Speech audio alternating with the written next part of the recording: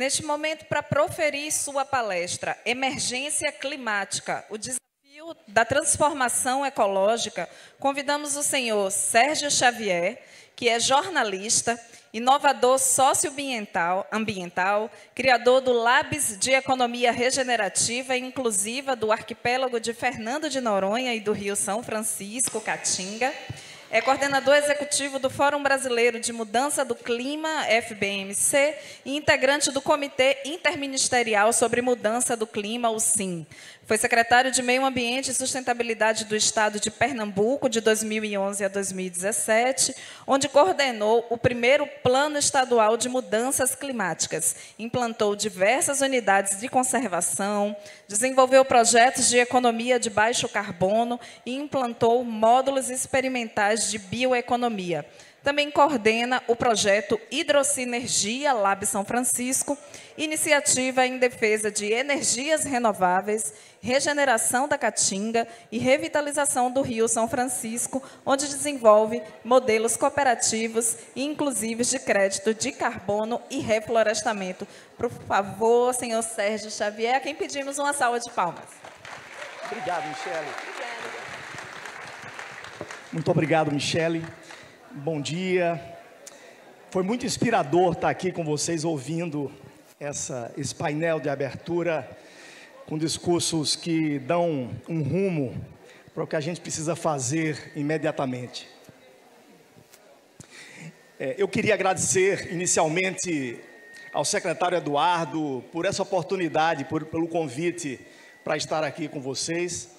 Queria agradecer a toda a equipe da SEMA, uma equipe muito ativa, ao Guido Brasileiro, a Mariane Mascarenhas, ao Aldinho, que está aqui presente, que interage muito com muita gente, muita liderança que está aqui presente.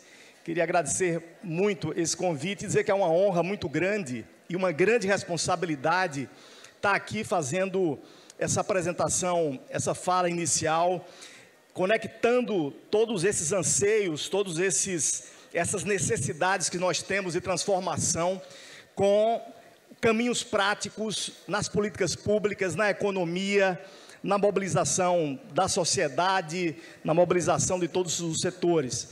Portanto, eu vou tentar ser breve, inclusive, aqui para ter oportunidade de interagir com vocês. Eu queria aproveitar muito essa oportunidade para que a gente também avançasse em questões muito práticas. Como foi falado aqui no início, nós temos uma emergência, que não é só climática, é também uma emergência que exige redução de desigualdades com muita velocidade. E é isso que eu queria falar, como é que a gente avança não só nas questões climáticas, mas na urgência social. A gente tem uma urgência social gigantesca e quem mais é impactado exatamente pelas mudanças climáticas são aqueles e aquelas que já estão excluídos dessa economia que destrói e que não inclui as pessoas. O tema é emergência climática, o desafio da transformação ecológica. Eu vou tentar traduzir essa questão em ações práticas. Eu queria saber se tem algum controle para passar.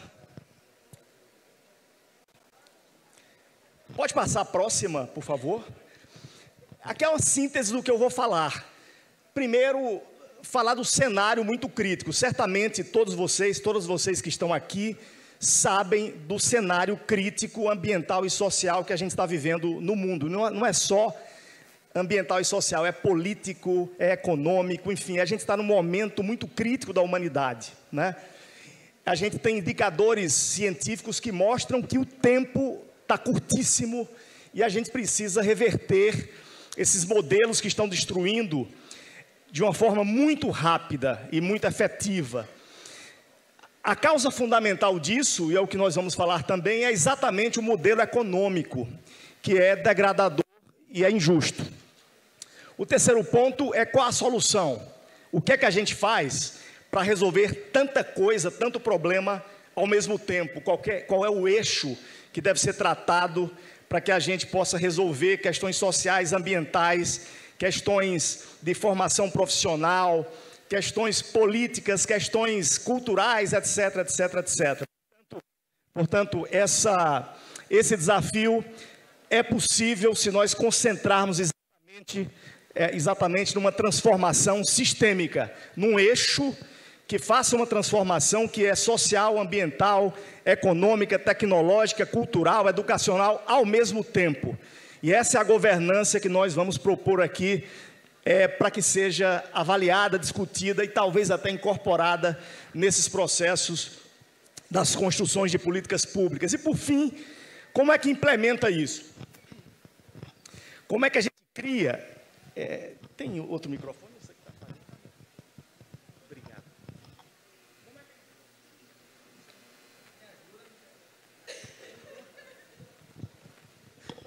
Meu assistente de palco, secretário Eduardo. Você vê, o secretário Eduardo está cuidando de tudo, né? Até o microfone aqui ele está atento. Obrigado, secretário. Como é que a gente, na verdade, implementa tudo isso? E para implementar processos sistêmicos, complexos e participativos, democráticos, precisa de uma nova governança.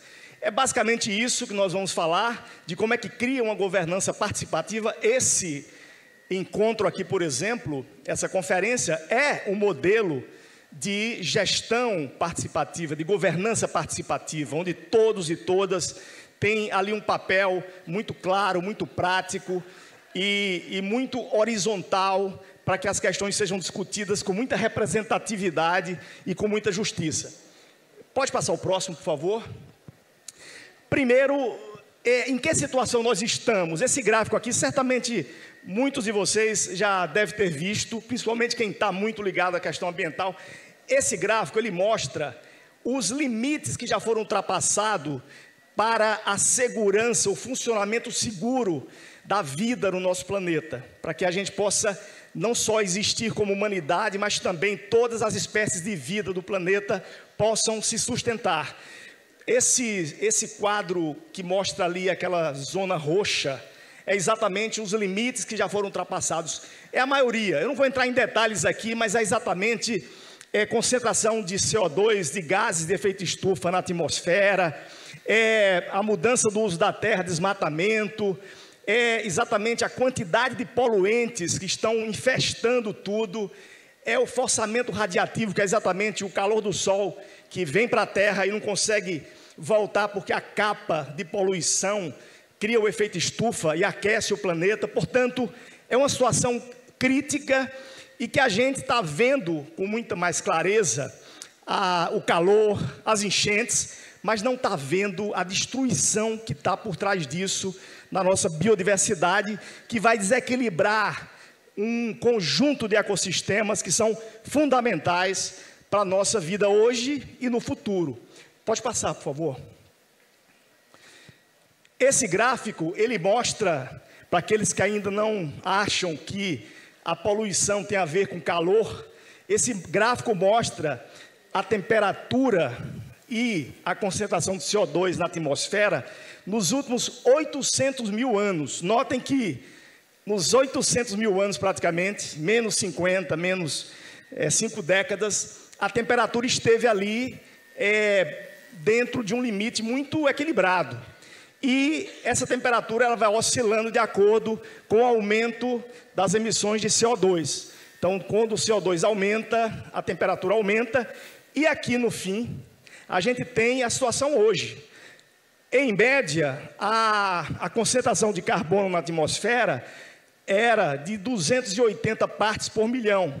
Mais ou menos isso durante esses 800 mil anos. Nós já passamos de 400. Estamos em mais de 420 e crescendo ano após ano. E isso faz com que a temperatura se eleve. Próximo. O que é que está causando isso? Os 5 principais causadores desse problema é exatamente o cimento, que gasta muita energia, o gás que vem do petróleo, o próprio petróleo e seus combustíveis derivados, o carvão e o uso da terra, geralmente com desmatamento. Próximo. O que é que vai acontecer se nós não fizermos nada?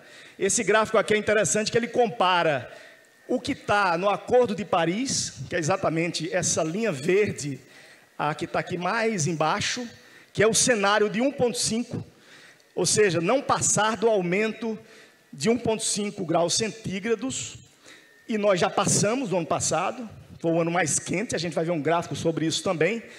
Então, note como a gente está distante dessa meta de não deixar a temperatura passar de 1,5 graus.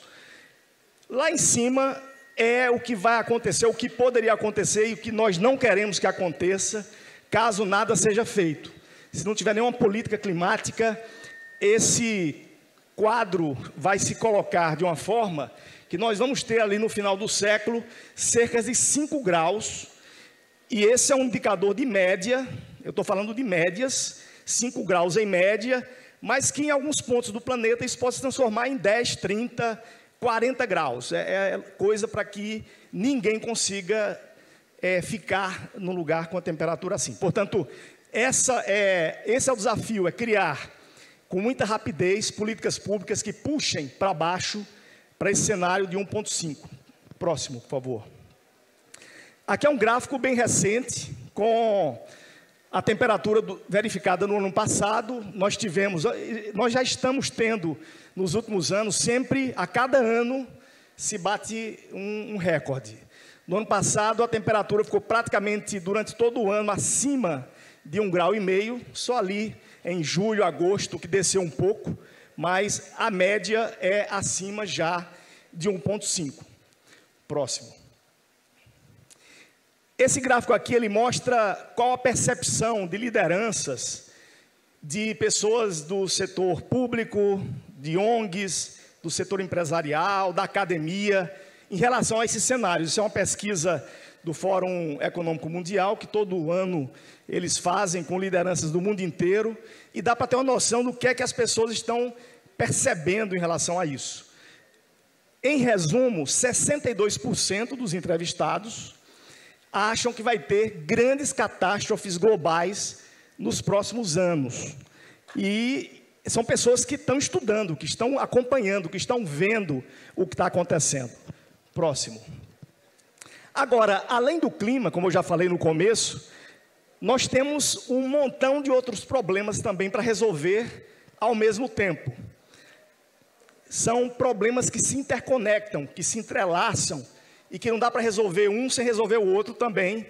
Não dá para fazer uma coisa sem olhar para as questões sociais, por exemplo, né? E a gente vai falar um pouco sobre isso agora. Próximo. Esse quadro é também dessa pesquisa que mostra quais são as percepções em relação aos problemas que vão acontecer esse ano de 2025. Note que a primeira questão que está colocada em destaque é exatamente guerra, conflitos armados, que tem ali 23% dos entrevistados.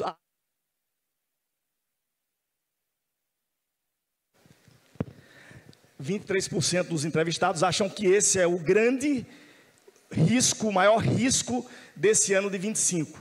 E a gente está vendo, inclusive pela postura do presidente dos Estados Unidos, enfim, uma postura muito agressiva, que está desorganizando o multilateralismo, que dá um certo equilíbrio nas relações internacionais, e isso está demonstrado nesse quadro. O segundo ponto são os eventos extremos, né, os eventos climáticos extremos. 14% acham que vão acontecer graves problemas. Aí vem confronto geoeconômico, que é essa briga de tarifas, por exemplo, desinformação, polarização social, que está corrompendo a convivência democrática das pessoas, a desaceleração econômica, as mudanças nos sistemas terrestres, exatamente o que eu mostrei naquele primeiro quadro, o desequilíbrio dos ecossistemas, a destruição da biodiversidade, a falta de oportunidade econômica, o desemprego e a erosão dos direitos humanos. Próximo. Aqui também estão temas que estão no mapa das preocupações desses entrevistados, né, que são do mundo inteiro, como eu falei, e grandes lideranças de todos os setores. Para os próximos 2 anos, desinformação é o ponto que eles consideram mais crítico. E realmente está acontecendo muita desinformação, muita fake news, muita enrolação, muita coisa que realmente atrapalha, inclusive, a formulação de políticas e atrapalha o processo democrático. Eu não vou entrar em detalhes, mas notem que nesse quadro, primeiro aqui, você tem dois temas que são ligados à questão climática, eventos climáticos extremos e poluição.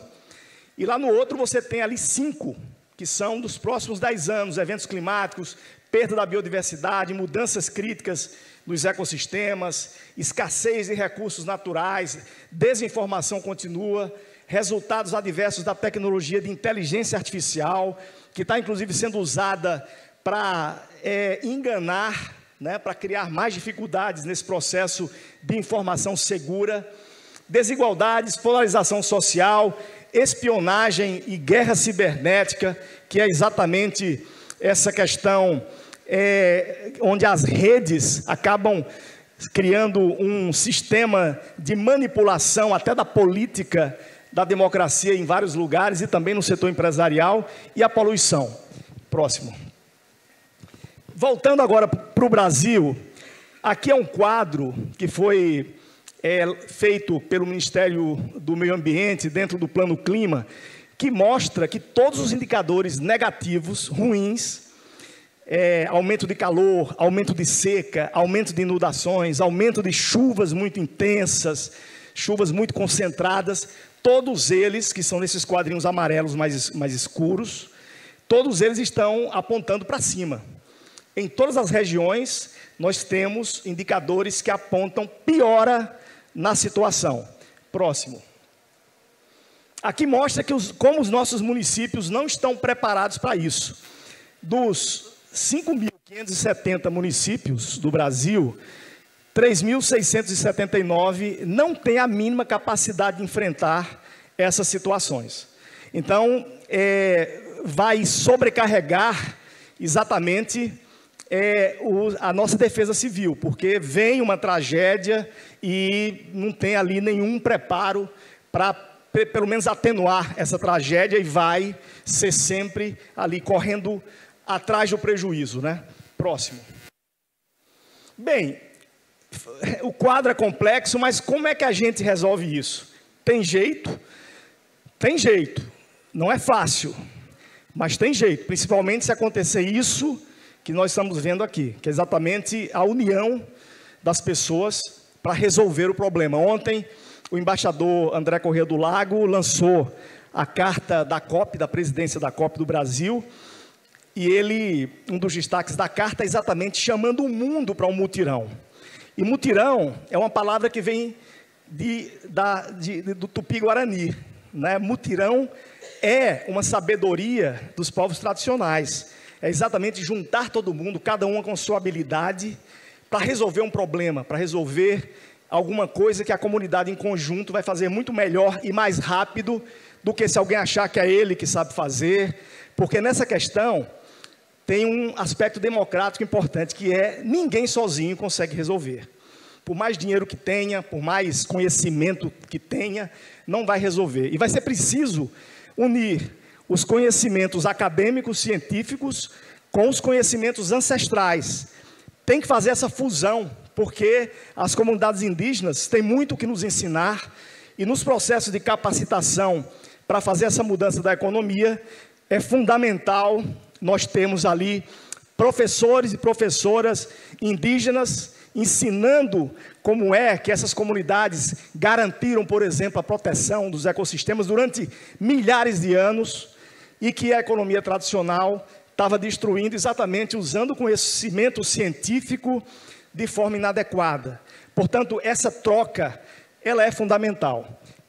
Para resolver tudo ao mesmo tempo, é importante criar uma nova economia, que é muito óbvio, em vez de ser uma economia que destrói, que não inclui, que não está nem aí para a pobreza, não está nem aí para a desigualdade, é criar uma economia que no modelo de negócio esteja incluído o compromisso e a ação de regenerar, de incluir, de adaptar. Adaptar não só as cidades, as estruturas, mas adaptar os processos humanos, adaptar a própria economia, a própria forma de produzir, a própria forma de fazer processos agrícolas e, principalmente, a forma de consumir, a forma de usar esses recursos de maneira inteligente. Portanto, é disso que a gente vai falar nesse próximo ponto. Bem, a primeira coisa é fazer o óbvio. A economia é que fez tudo isso que a gente está vendo, que destruiu. Exatamente os combustíveis fósseis, os modelos gananciosos, os desmatamentos sem controle, a grilagem, as invasões do poder econômico em terras indígenas, em terras quilombolas, enfim, isso tudo que a gente já sabe. Esse é o resultado desse modelo econômico e que é apoiado pela política tradicional. Nós precisamos agora ter exatamente um processo para migrar esses modelos para um modelo regenerativo, um modelo inclusivo. E isso tem que ser feito em cada território. A gente copia muito, né? Os países copiam muito, os países em desenvolvimento copiam muito os modelos da Europa, dos Estados Unidos, como se fossem os melhores modelos econômicos. Na verdade, são para aqueles que ganham muito dinheiro, que concentram renda, que são os mais ricos do mundo. Esses modelos são muito bons para essa turma. Agora, a gente precisa de modelo que distribua renda, que equalize as capacidades, as vocações, que use bem as diversas vocações, que inclua todos os processos. Portanto, e sobretudo que se conecte com os ambientes. Portanto, essa economia tem que ser uma economia para cada bioma, para cada bacia hidrográfica. A economia não pode ser mais lastreada, baseada em questões artificiais, em dólar, nisso ou naquilo. Ela tem que ser lastreada na natureza, que é exatamente o que suporta tudo. Não é a reserva cambial, o ouro, que sustenta. Se vier uma catástrofe, esses recursos financeiros que estão guardados, rendendo, etc., não vão valer nada. Ninguém come dinheiro, ninguém bebe dinheiro. Então, esse é o desafio, é criar modelos econômicos para cada bioma, para cada lugar, para cada bacia hidrográfica, fazendo com que esse modelo regenere a bacia, recupere a caatinga, recupere a Amazônia, etc, etc, etc. E isso é possível e necessário. E o começo para desenhar esse novo modelo é exatamente focar nas vulnerabilidades ambientais e sociais. A economia tem que ser a solução dos problemas e não a piora desses problemas. Portanto, é nesse caminho que nós vamos trabalhar nos próximos slides, falando de como criar soluções baseadas na natureza, aproveitando as vocações do território, elevando resiliências e criando uma nova economia brasileira, uma nova economia do semiárido nordestino, uma nova economia de cada bioma brasileiro, e podendo exportar isso para o mundo, em vez de importar esses modelos que são decadentes e destruíram, a gente oferecer para o mundo soluções. Portanto, é esse modelo de economia regenerativa e inclusiva que nós precisamos fazer e que o governo federal está já com um conjunto de instrumentos que eu vou mostrar aqui. Próximo.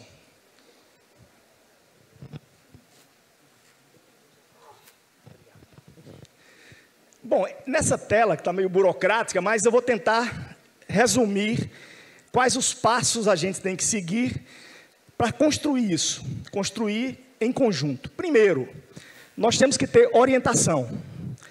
O mundo está se acabando, são milhões de coisas ao mesmo tempo, mas por onde é que a gente começa? Então, o Plano Clima, que foi feito, está sendo feito com participação social, com intensa participação das pessoas.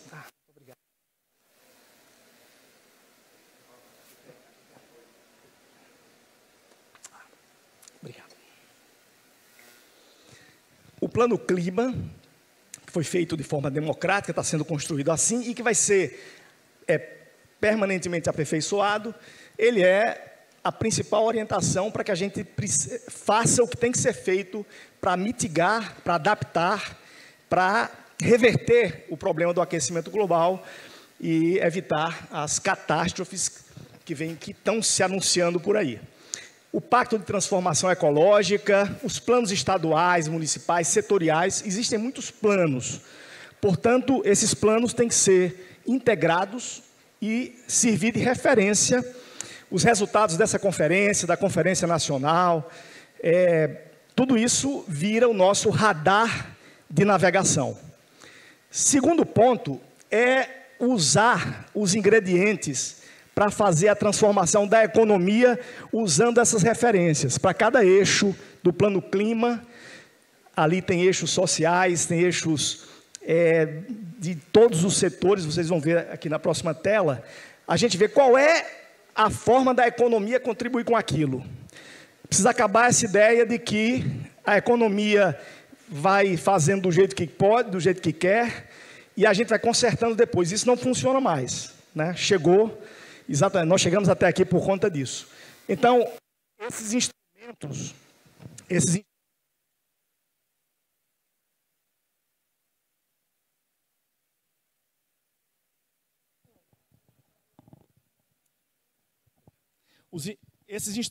instrumentos, os instrumentos já existem e estão sendo aprimorados num excelente programa do Ministério da Fazenda, que na verdade é de vários ministérios, integra vários ministérios, que é o Novo Brasil, que é o Plano de Transformação Ecológica.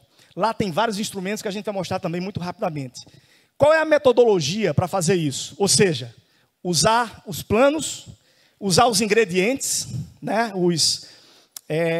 todos os instrumentos de incentivo fiscal, de financiamento, de gestão, etc., etc., juntar tudo isso para criar uma nova economia. Então, a metodologia é implantar os planos, criando modelos econômicos que impulsionem uma nova economia. Por exemplo, adaptar uma cidade, recuperar uma área degradada ou uma área destruída, deve ser feito a partir de um novo modelo econômico e não do velho modelo. E, ao mesmo tempo, impulsionar cadeias de negócios que adaptam, que regeneram, que capacitam, que incluem. A gente sabe que para um processo de adaptação, de regeneração, gera move a economia, né? gera muito processo econômico, gera emprego, renda. Então, já fazer isso desenhando esse modelo. E como é que a gente faz na prática? Primeiro, criando governanças participativas.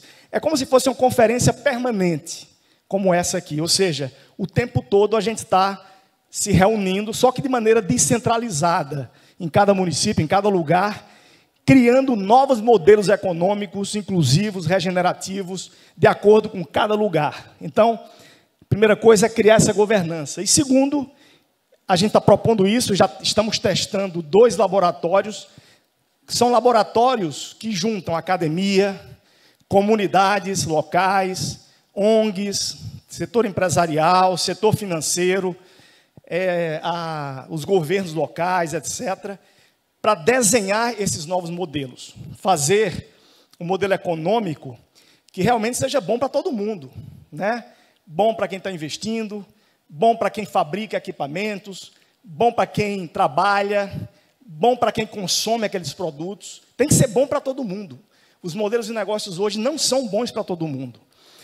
E o segredo aqui, que eu venho pensando muito sobre isso, é que a política pública, ela não entra em modelos de negócios. Note que a gente discute política pública, faz muita política pública de altíssimo nível, mas perde para os modelos de negócios das grandes empresas, do grande poder econômico.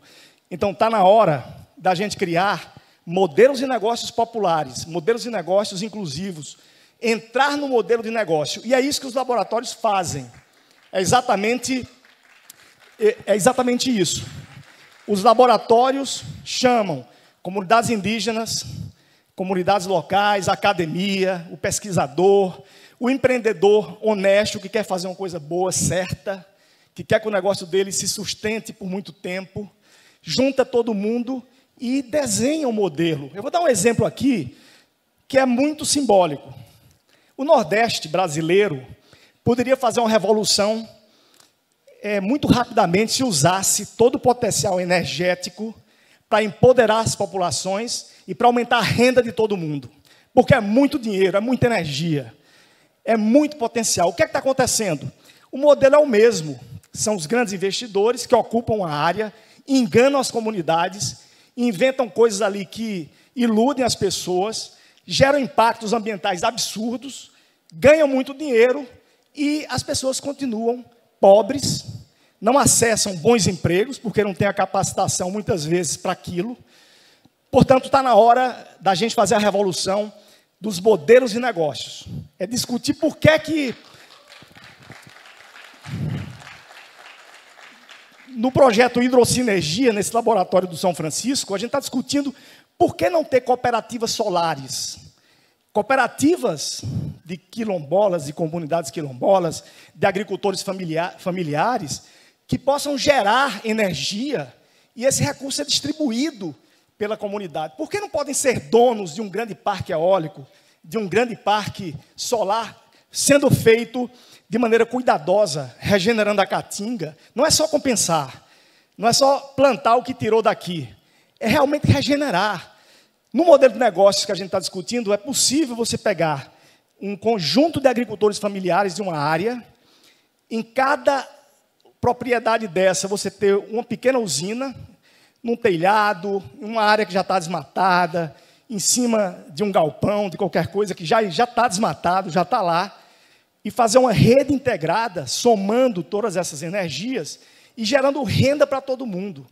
E isso pode ser bom também para as grandes empresas que fabricam os equipamentos, né? Pode ser bom também para um conjunto de pessoas que vão ter, por exemplo, produtos mais baratos, porque aquele conjunto de produtores não estão mais gastando com energia. Você pode usar a energia e vender o excedente. É disso que eu estou falando. Modelos de negócios que realmente façam a transformação.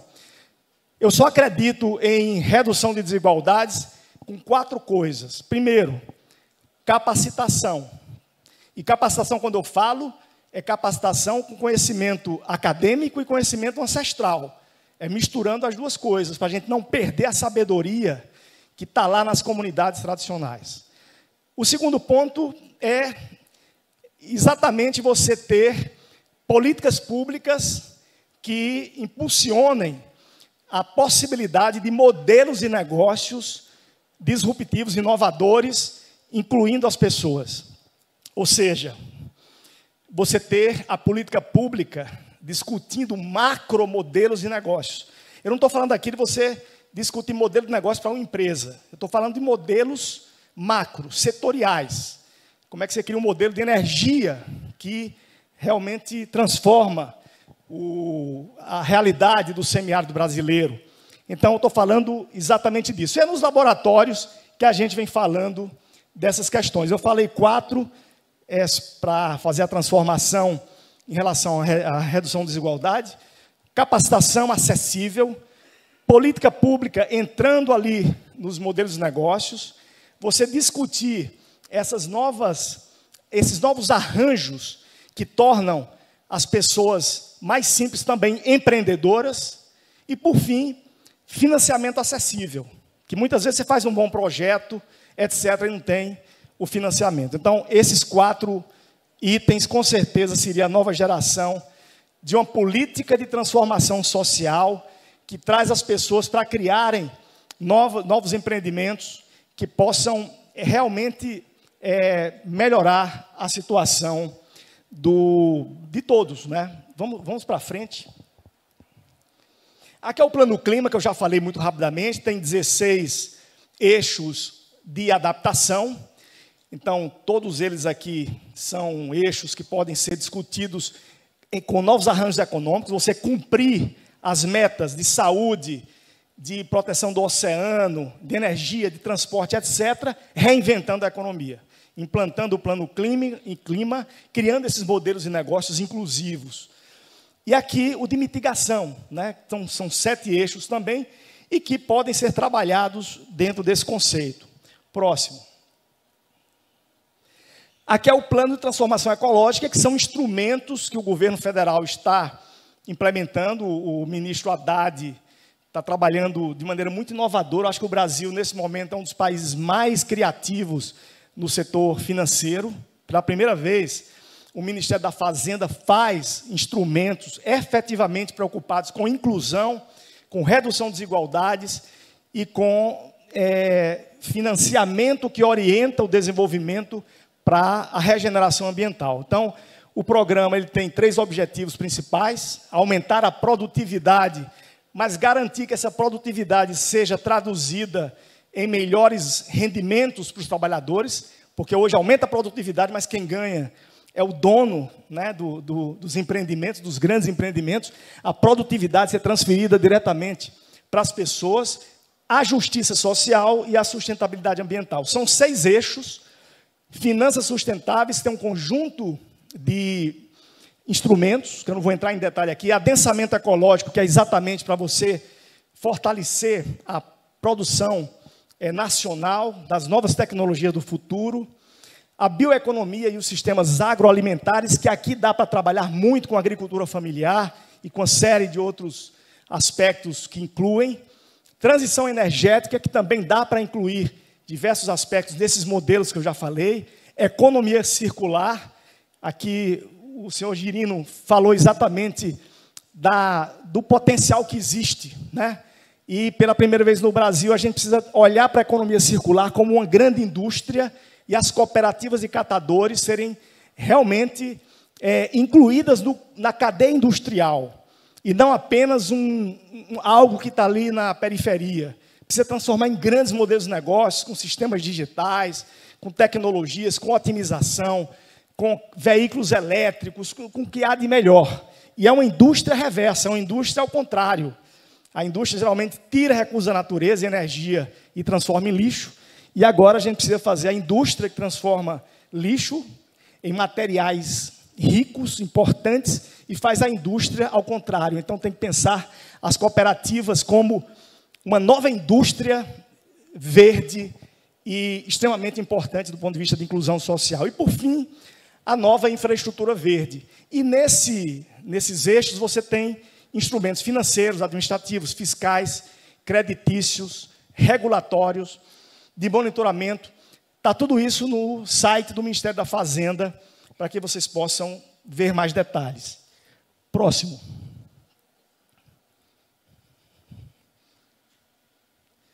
Bom, meu tempo está terminando, vou correr então aqui. Aqui é o modelo do Fórum Brasileiro de Mudança do Clima, para que a gente possa usar esse ambiente exatamente como uma plataforma de governança participativa, governança sistêmica. O fórum é ligado diretamente ao presidente da República. Eu sou o coordenador executivo, mas, na verdade, o presidente Lula é quem preside o fórum. Esse fórum ele tem um conjunto de câmaras temáticas, com esses temas todos, que espelham os temas do Plano Clima. A ideia é conectar também com os estados, com os municípios, e ter uma rede, uma cadeia de temas sendo discutidos em nível municipal, estadual, federal, e criando propostas focadas nessa transformação da economia. Então, o fórum ele tenta interligar todos os níveis de governo a partir dessas câmaras temáticas. Está ligado diretamente ao Comitê Interministerial de Mudança do Clima, que tem 22 ministérios, onde a gente pode levar as propostas. Por isso que eu tenho dito, é como se fosse uma conferência permanente, né, o tempo todo discutindo e levando propostas, debatendo em todos os níveis, aprovando. E, para isso, tem que ter um sistema digital que a gente está tentando desenvolver. Próximo. Pode passar, isso aqui é só mais uma explicação rápida. Para terminar, eu queria só mostrar rapidamente o modelo dos laboratórios que a gente está implementando, que é exatamente para discutir esses modelos de negócios. Como é que a gente faz um modelo que é bom para todo mundo, né? É bom para todo mundo, tem que ser bom para todo mundo.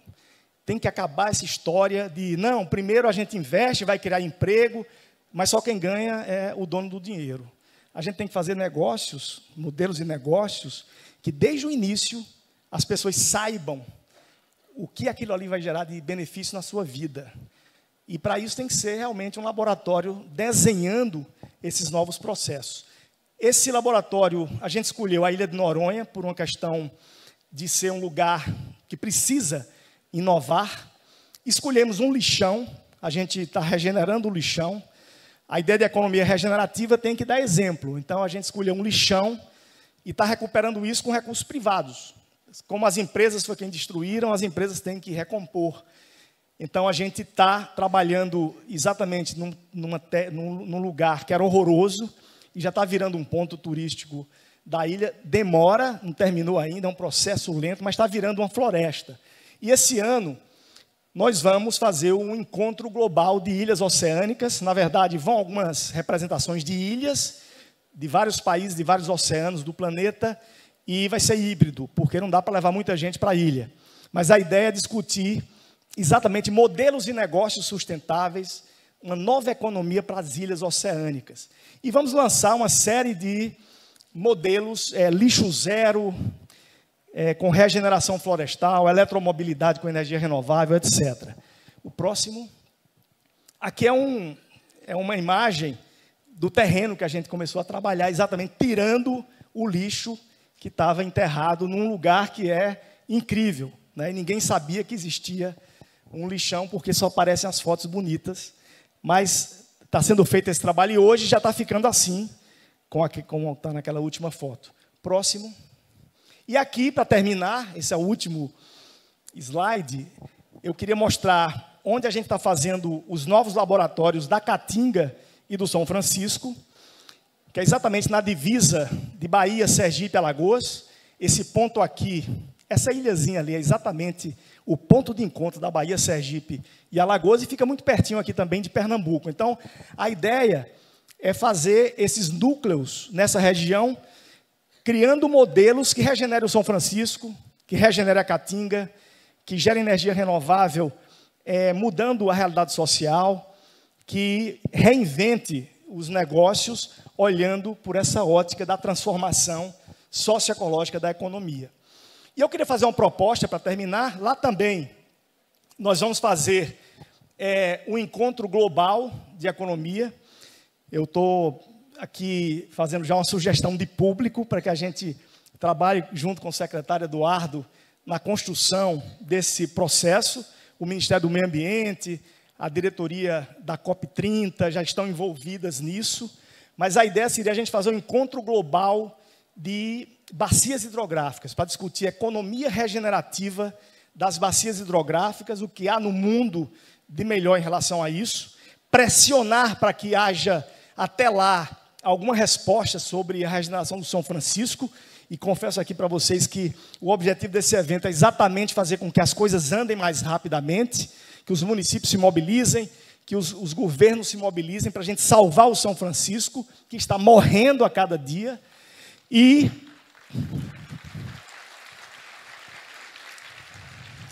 só a economia sendo transformada é possível fazer isso com mais velocidade. Então, a ideia que seria em outubro, esse encontro internacional, que seria na Cachoeira de Paulo Afonso, exatamente ali, que é simbólico. A ideia é abrir a cachoeira, que é um símbolo do rio que foi fechado exatamente por conta da gestão de água para as hidrelétricas, né? Então, a gente fazer ali um encontro internacional, e abrir a cachoeira, e fechar a cachoeira, e mostrar aquele lugar, e discutir esses modelos regenerativos. E, para isso, eu queria propor também que a gente juntasse as delegações que estão aqui, as representações, para criar também esses modelos nos municípios, que não exige investimento, é uma ideia, é um modelo virtual que, se juntarem algumas instituições, já dá para começar a fazer, que é exatamente analisar as vocações, as potencialidades, as capacidades,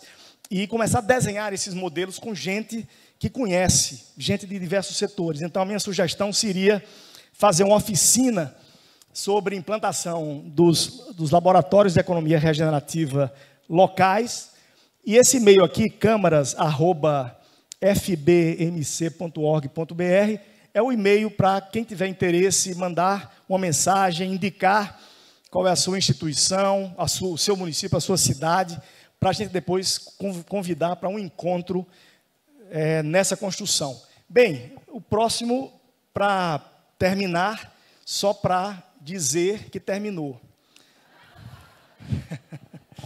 Bem, gente, obrigado. Eu espero ter cumprido aqui o tempo, Michele.